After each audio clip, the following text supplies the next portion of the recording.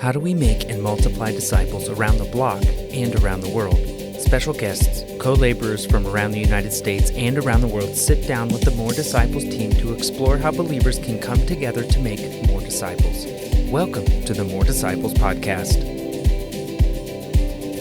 Hello, welcome to the season 3, just another episode of More Disciple podcast. And today we have Peter Dunn, and I'm so excited because we're going to talk about Europe, the European context.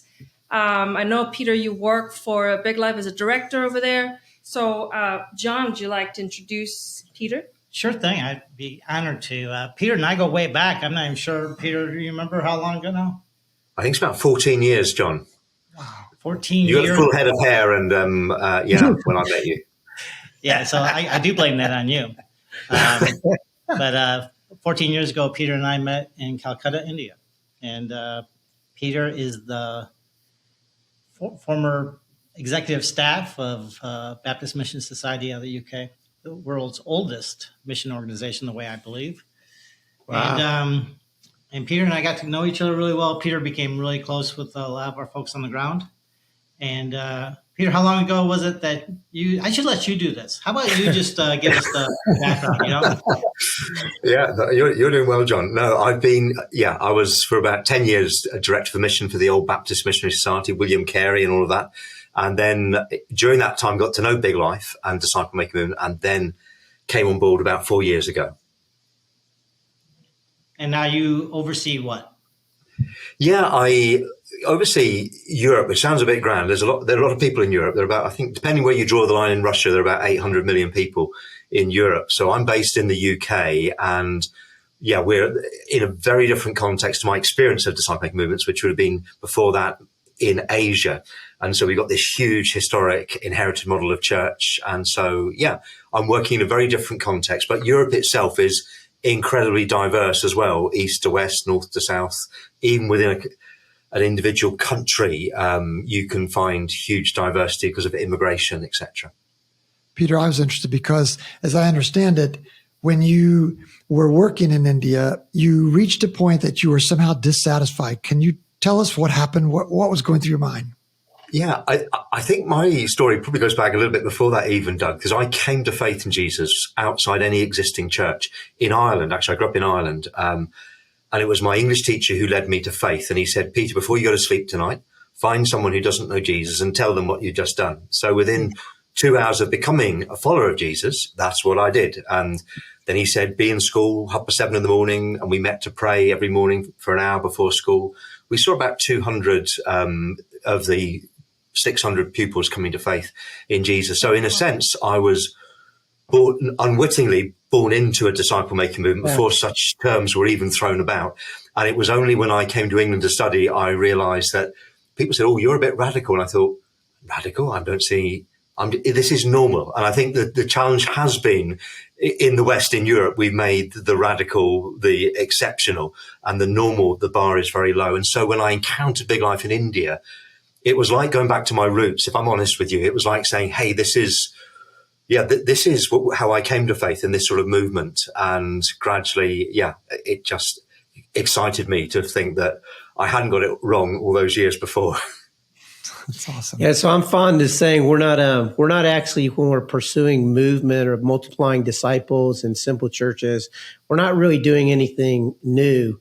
We're being bold enough to do something very old. So I have a similar story. I came to faith because somebody shared Jesus with me aboard a ship. And the first person I led to faith in Jesus, the guy commented on me being different and asked me what changed. I showed him John 3:16, hadn't been taught DMM at all. And I asked the guy, do you want to? And the guy responded, yeah. And we began doing a Bible study together. So I think that was actually the first church that was ever born. So the similarity between what happened in when I came to faith and yours, Peter's not lost on me. My first question would be what's that looking like, sort of getting back to being bold enough to do something old from your household with your wife into a very large geographical area where you have the prominence the prevailing model. So could you talk to me interpretly what micro to macro looks like in your context? Yeah. It's, I think, a really important point that it has to start with me and with my wife, Jane, just living this out ourselves. So we moved to Sheffield about 4 years ago when we started to serve with Big Life. And for me, I suppose, even as I'm going to use that word, work with, this is actually who I am. It's not a job that I do. And I think for my wife as well, it's good. We would do this whether we were, just because this is who we believe God's made us to be, disciples who make disciples. So, and it's been really important for us, for integrity, to be living it out on our own street where we live, sharing faith, making disciples, doing, discovery Bible study, 3/3 groups where we are. And I think it's been important, particularly in my context, because people have heard of what's happened in Asia and they think, well, that's a bit exotic over there. It's different and it'll never happen here. We're in Europe probably have lived through we have lived through huge decline of the church. And so there's no real expectation. And I think having stories that are local, rooted in our own context, even as different to hearing stories from the States. We're still suspicious, sorry about that, for things from the States probably. But there's something about having real stories of, as I'm looking across the road in front of me here, of a neighbour, retired banker, of faith coming real for him. I'm thinking of another young woman as a physio up the road who came to faith. And yeah, that's been really important that we've lived it out ourselves. And as we've done that, invited others on that journey, but gradually the ripples have gone out. It's very much like that Acts 1:8, Jerusalem, Judea, Samaria, the ends of the earth. So we've started in Sheffield, then in Yorkshire, which would be the largest county in the UK with the smallest percentage of church going. More people go to church in Japan than in Yorkshire, which is interesting. Wow. But just seeing the ripples go out from here has been really significant. So going from the micro, our own street, to people nearby, to other, and going out relationally. And it's amazing what God does, because a lot of it is incredibly unplanned. When I was with a mission agency before, everything was very structured and organized. And I'm not saying that's wrong, but here things just happen, which is exciting. Hey, Peter, that was actually going to be part of my next question. But first of all, one thing that I think is really cool about this is, this podcast is about ministries coming together, being open-handed. Mm-hmm. Peter was part of BMS, which was a great partner and continues to be a great partner for us, even after he left. And we worked closely together. And obviously, Peter's credibility and influence throughout that entire organization flows over and continues with this partnership that we have. So it's just cool because they've continued to increase their partnership with us, even after Peter left to be a part of it.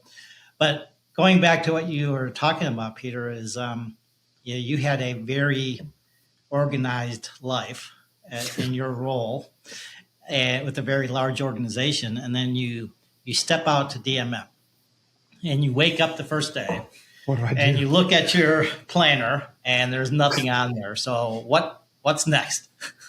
Yeah. It really was like that first morning waking up. The contrast with my previous role where I went in, there's the PA and says, here are your regional leaders around the world, different continents, and under them. And there was a whole package of meetings and activities and people.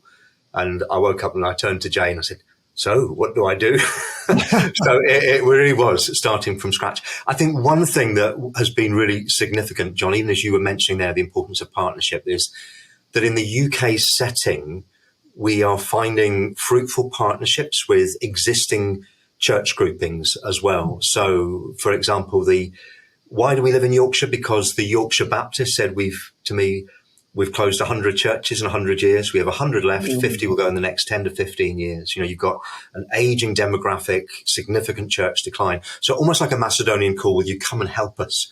Yeah. And just last week, I was with some church leaders of mainline denominations like the Church of England, who I think have got to this sort of tipping point of saying, if we keep doing the same thing, why are we expecting a different result? And so there's an openness now that we're finding, not everywhere, but for many people, I think, are saying, we need to rethink this, not just tweaking on the edges. And we've tended largely in the UK to import models of ministry from the States, actually, which have been largely tweaking on the edges, I would say, minor realignments, whereas a disciple-making movement approach, for me, radically reorientates what church should be like. And some people are very open to that. So it's been both, for me, that starting with Jane on that micro level, as Lee was saying, but also finding partnerships. And we're continually finding that of people who are saying, we've reached this tipping point, Peter, can you help us? And that's been exciting because it's enabled things to multiply in a way that if it was simply just Jane and myself on our street, yes, we're seeing some growth here, but to see other people catching that vision for disciple making and things are multiplied out the way. Wow. I have a question about because I know in the UK and elsewhere in Europe, there are a lot of Muslim background refugees who are flooding into the area.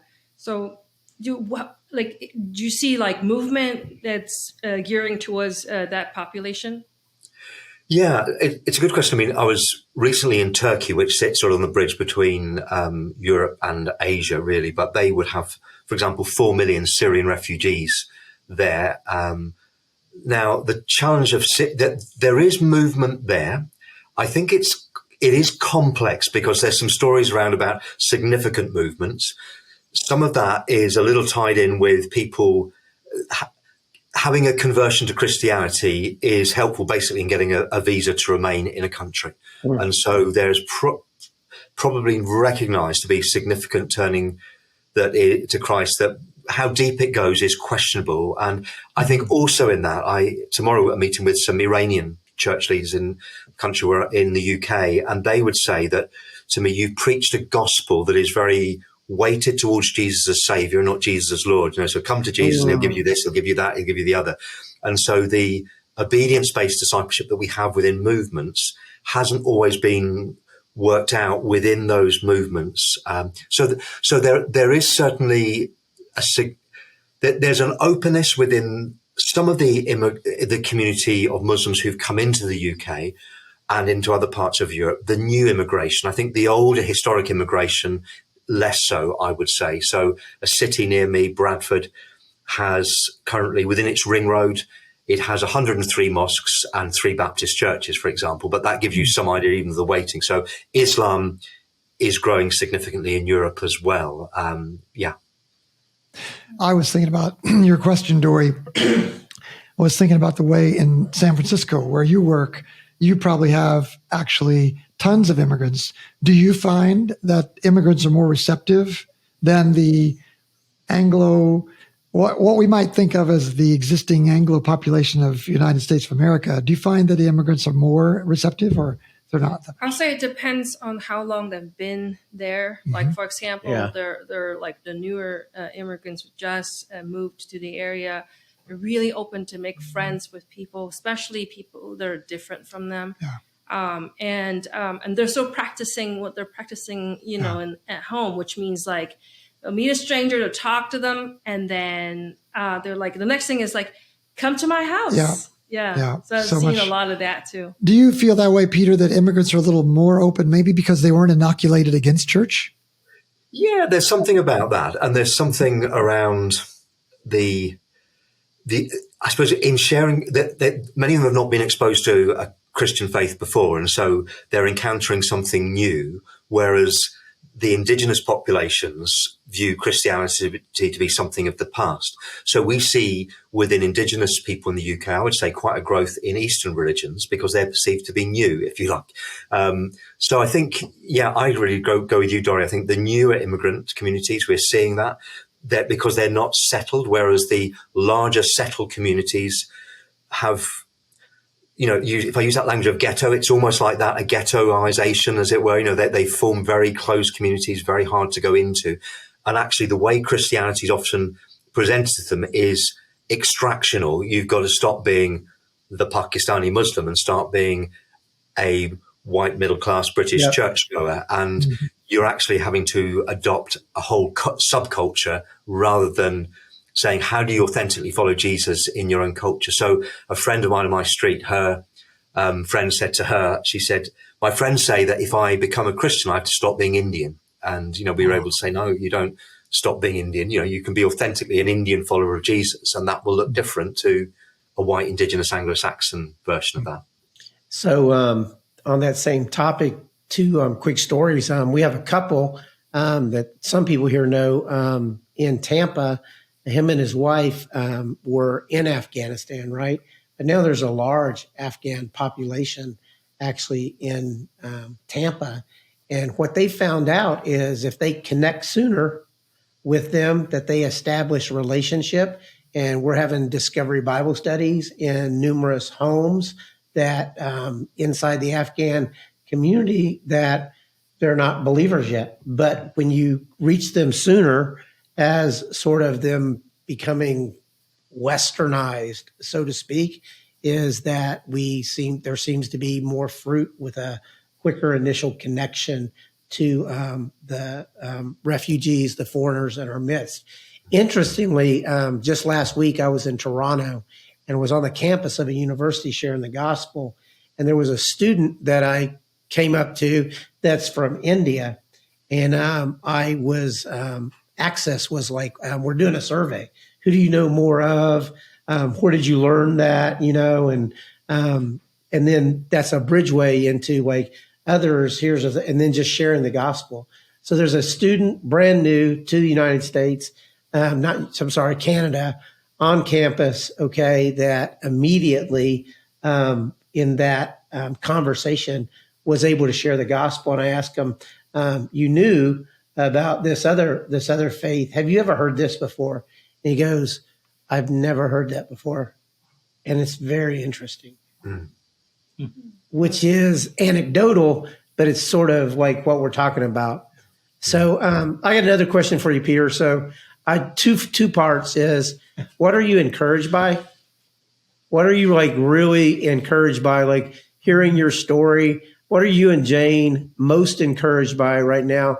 And what would you say is your largest, biggest challenge? And that'll be a prayer point for us, for you, because we're honored.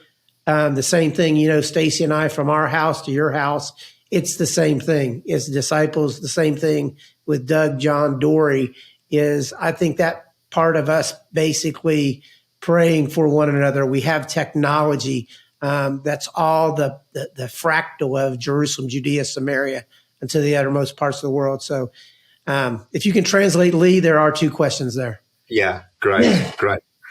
Yeah, what I'm most encouraged by, I would say, it's seeing ordinary believers catching a fresh vision of what it is to be disciple makers, because I think the model of church that dominates here is very often tends towards passive spectator stuff rather than people seeing themselves as actively involved. So a couple of quick sort of anecdotes around that about, a friend of mine who would say, I went to church every Sunday. I did the welcome team once a month. I did this ministry once a month, and I gave my tithe. And, in a sense, then he walked away from church and life went on as much as anything else. And so suddenly he has discovered that this is what it is to be not just I'm on a mission trip or it's something I do between 8 and 10 on a Tuesday night, but actually this is a whole life thing. And to see this friend who's sharing within the context of his work relationship, seeing a friend of his come to faith in Christ that way, sharing with his family. I think of another guy who would have excluded himself, to be honest, from being a disciple maker, very limited education formally, but he just sat in church on a Sunday. But suddenly he finds himself in a setting where, with simple tools that he's been equipped with, sharing his story, God's story, then doing discovery Bible study, he finds himself in his workplace where his boss says, get up on a box. You're a Christian, aren't you then? Tell us about it. And so in front of a load of blokes in the middle of this city, he tells his story. And they give him a hard time, to be honest, because, that's just the culture of that setting. But he knew how to explain life before Christ, how I've met Christ, how I'm living for Christ. And the next day when he's in his truck driving through the city, his mate beside him says, I was really impressed with what you did. It took a lot of courage to say what you said.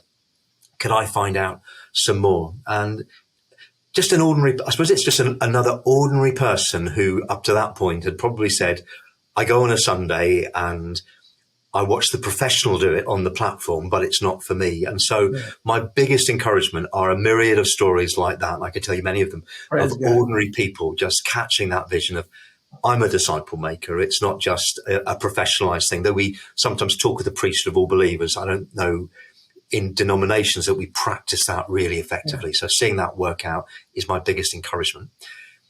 The challenge, Lee, that you asked me about in that is, I think it's on, for me, the biggest challenge is on that, the front line in terms of sharing faith with people, because as opposed to my experience in India, where I can think of someone saying to me, a village I went to about 3 years ago, he said, I've been searching for the real God all my life. Do you know the real God? As he has his idols before him. He'd never heard of Jesus. It was, you were selling a new product, if you like. If I said it's not really great language to use, but you know what I mean by that. That was new. Whereas in the UK setting, it's just that there's a lot of antagonism towards Christianity. Some of the news stories about Christianity are fairly negative around abuse in churches. When Christian leaders fall from grace, that's often what hits the headlines. And so it's a real challenge seeing people being open to the gospel. And sometimes when I look to other parts of the world, I see that more immediacy of being open to faith in an Asian context. Whereas here, there's a challenge with that, both within the church. And I think also there's this resistance to change. A challenge with those outside the church, but also within the church. Sometimes there can be a resistance to change as well, even though the existing model is struggling. There is that tendency to hold on to, this is what we know and we're comfortable with that, and all sorts of other issues that mean people almost a gravitational pull back to stay with the existing rather than taking bold steps beyond that. I was in London 2 months ago, and I went to the Westminster Abbey just to get an experience of what their worship was like, And they gave me a sheet of laminated, paper, and then everything is in order. You got to read out of that thing, and of course the leader also does that. So I feel like that tension comes from them embracing this tradition that was probably 1,000 or more years ago, right? And maybe it's just very hard to let go. Maybe you can share a little bit about that. Yeah. I think, Dori, you make a good point, and it's one that I always want to be respectful of, because people have very dear, holding on to their traditions, their ways, and people have encountered God through their laminated piece of paper or whatever it might be. And so I think there's a challenge in that for me, of wanting to take seriously that command to love one another, which I know is very much Lee's sort of, dominant message as well, that to love those within the church, but to point them as well. I suppose what I find is pointing them not simply to, here's a new thing. And it goes back to how our conversation started, but actually disciple-making movement principles are rooted in Scripture. And how did Jesus do this? And how did the early church do that? So taking people back to the Bible in its essence. And that's a challenge. We were doing some training recently. Some people came from a Roman Catholic tradition, which again, I'm wanting to be respectful of that. But when we were teaching Discovery Bible Study, they said, well, of course, we don't just have the Bible, we have the magisterium, the teaching of the church. And so how do you respectfully relate to people across diverse denominations? So we're trying to build bridges into those churches, as opposed to saying, we've got it right, you're wrong, so it's a sensitive journey, I think, for us to take. But from a big life perspective, we've tried very deliberately in the UK to work closely with existing churches and to do that with love and with respect, if that makes sense. Peter, I think if somebody stumbled across this podcast that wasn't already being a disciple maker, and in their mind, I think the average Westerner, at least here in the States, thinks about missions. They think India, Africa, the really difficult places in the world. And they would probably think that where you're at should be really easy. So I'm guessing that's why you jumped into this position, because it was really easy. That's it. You've seen through it. But could you just expand on that a little bit? That I think it's actually harder in places like this and where you're at than it is in a lot of the other places of the world where people just, automatically default to regarding missions. Yeah. Because I think for me, it's, again, relates a bit into this, John, the challenges of just the model of church as dominant, but also the society where, again, if you go to Asia, that people perhaps, and even the story you were sharing about the new immigrant community, people who are aware of a need, whereas the relatively affluent West, I imagine it's similar in the States. Why do I need God? I've got all that I need. So what I'm finding would be as well, people looking for quick fixes, the sort of the microwave answer, stick it, Peter, can we do this? And for me, John, what I'm trying to, when people come to me and say, for example, someone who stumbles into a book, say, what do I do? Sometimes people in churches are looking for a program, and for me, the disciple making thing is about a lifestyle. And so it's how you, and it starts with the person. So for someone who's looking for a program, I say, well, what are you going to do? So for the minister of the church, the pastor who comes to me, who's looking for the church-based program, I'm saying, how can you start yourself? Who lives in your street? Because we find as well that many of the pastors in churches are so busy running the machine of the church, they're very removed from the front line, if I call it that. And so if you actually would say to them, when did you last have a conversation with someone who wasn't a Christian? It's few and far between. I had that experience. I was pastor of a large church in Scotland. This is quite a few years ago. And I thought, I'm about to preach a series on mission, but when did I last share my faith? And cut a long story short, I went out that day, had my hair cut, and by the end of the day, led two of the Barber's sisters to faith in Jesus.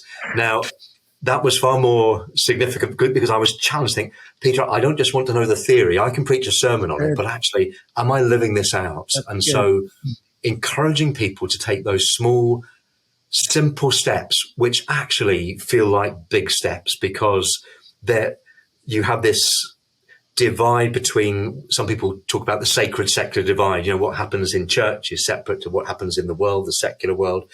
And for church people to jump across that divide is a big one, even though and that's why I suppose we're trying to make it simple. So last night I was with a friend who's a teacher in a school locally, and I said, look, can you just think of one person who you could share your faith with? And he thought of one other member of staff.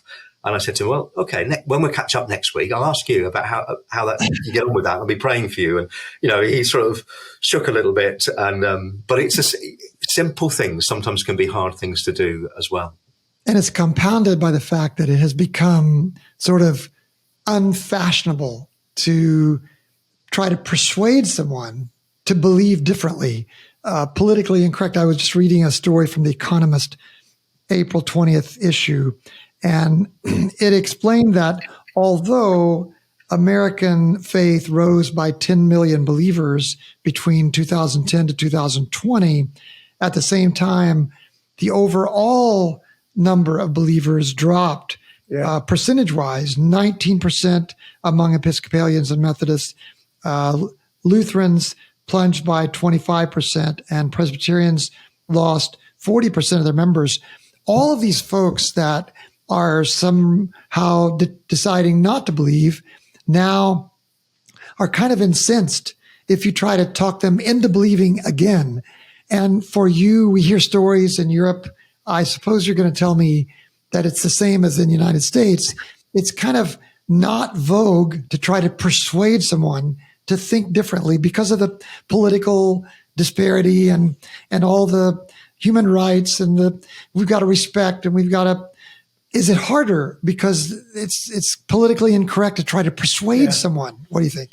Yeah, I think a couple of comments about culture as you're talking about it there, Doug, in Europe would be, one is that there was a survey in the UK last year, National Service said the biggest barrier to people sharing their faith is that they do not have relationships of any depth with people outside the church. And I think it builds on what I said before, that so even before you encourage people to share their faith, you've got to be thinking who they're going to share. They need to make time to be out there. But when they're out there, there is that thing of I suppose truth is relative in our culture. You can have your truth, but I have my truth. Don't try and make me fit into your truth. But also, I think one of our problems here is that often mission is perceived as, how do I get you into my church rather than how do I introduce you to Jesus? Yeah. And in that first approach, how do I get you into my church? I'm inviting you into a subculture that is really quite alien. We used to do something, we were training missionaries overseas where we would give them £5 and say, go and put a bet on a horse in the bookmakers, and so in other words, to try and take them into an alien context where they didn't know, how do I choose a horse? What do I do here? This is where you'll cut me out of the podcast, encouraging people to gamble. but the idea of, if I was talking to a mosque today, so we're inviting people into an alien culture. So actually, for me, one of the big positives in all of this is saying, we all have a story to share. Someone said to me, people are no longer interested in, is it true, but does it work for you? And if we share our story, this is what works for me. So with a neighbor recently sharing a story about his mother having dementia, and my mother passed away of dementia a few years ago. And I said, what really made a difference for me in that journey was that every day for about 18 months before my mother passed away, she'd phone me up and say, Peter, bedtime prayer. It's all she could say because she'd lost the capacity. Wherever I was in the world, China, North Korea, Africa, Peru, I'd get this call all sorts of odd times. Peter, bedtime prayer. I would do that. But as I shared that story of the difference that faith in Jesus made for me, journeying with a mother dying of dementia, it wasn't, I was not sort of in some ways preaching theology, but I was sharing life and the difference that Jesus makes. And I think for me, that's really a powerful way. And so as we train people in sharing their story, it's getting them away from thinking, I have to have a lot of theology. Yeah. But we also need to have the theology as well. So I can share another story of someone local to me where the woman shared her story, but then the friend said, also, can I become a follower of Jesus? And she said, I better phone the pastor because they do that, And so she phoned the pastor who was on another line at the time. And so then she went on Google on her phone. How do you become a Christian? And she led her friend of faith through Google, which was very ingenious, but a little sad because in a sense, she'd been in church many years, but not equipped with those basic tools. So I think there are ways of presenting gospel as lived out faith in Jesus. And then from there, we go into, what does that look like in terms of truth? Yeah. I think like a couple of points that connect, just you sharing your story. Like when I share like my first childhood memory was my dad dropping me off at the orphanage. Jesus redeems everything. Yeah. Those things, and we're a part of a local, national, and global family ecclesia that he wants to cover the earth with. Like that is, everyone has a story, and they're able to share if they in fact have intimacy with Jesus and the Father. But my point is every culture has its challenges, right? There are contextual things across every culture. And I think in a Western sense, a little bit what we're talking about is we're pretty self-satisfied. The inertia, the prevalence of the existing model. And then we're very pragmatic, like, how do I make this work? So you try to have something programmatic before you have the essence. And so those are challenges in a Western context that we can discuss. And what I love about this podcast and relationships is we have relationships that cross over geographical boundaries, that cross over ethno-linguistic boundaries, that cross over socioeconomic boundaries. And who's in charge of all that? Jesus? It's that simple. Jesus? Well, where did you learn all that from? The Bible? And we can just share that with one another, and he gives the increase. So I'm super excited every time like I get to, on one of these podcasts, talk to somebody that's just doing that from micro to macro, and it's the we. So I'd like to talk to you to question all that to get to a question. Sorry, Peter. Is what does it look like for you? Smart guys, been at a high level in the other model, doing things in a simple way. what does collaboration look like across organizational, relational, all the boundaries, the things that could, in fact, and maybe were tribal and denominational and organizational? What does that look like to collaborate over all those boundaries? And I did want to commend you. You speak English very well. Yeah, I just wanted to make sure I did that. Like, man, you're the best guy in English that we've had on the podcast thus far. So you're a tremendous model. Way to go. But as a mature, I would say fellow elder, is like, how do you like live and breathe inside of collaboration? Because I think I might be a bit younger and maybe a bit more. I get frustrated by that. It doesn't gel faster toward this vision that I'm compelled by. And you probably do need John to translate that into a question. But I heard that Lee said he was younger and wiser. Yeah. No.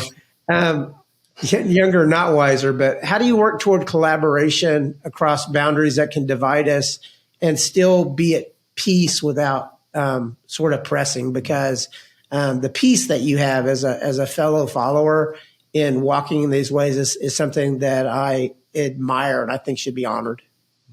Yeah, it's interesting. I think Europe is very diverse, so how collaboration works out varies from one setting to another. I was in a country recently, for example, where we met with leaders from one particular denomination, and then when we said we met some from another denomination, we were offering training. They said, well, we won't go to their building and they won't come to our building. And, and it's sort of, that's incredibly sad in a way. There's another European country I can think of where we go where, in an interesting way, because we're non-denominational, in a sense, we're not coming with a statement of faith saying you've got to believe this or that about church leadership structures.